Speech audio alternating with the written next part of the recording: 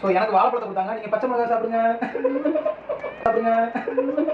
ஐயோ குரா குரா பச்சை மிளகாய் சாப்பிடுங்க சாப்பிடுங்க.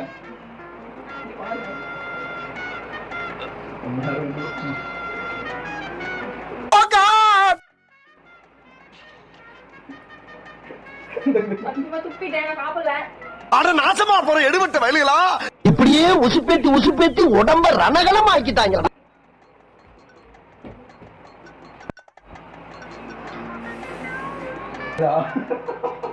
டேர்னா அப்படிதான் இருக்கும் எல்லா விஷயத்தையும். இந்த வாழைப்பழத்தை சாப்பிட்டு. ஐயோ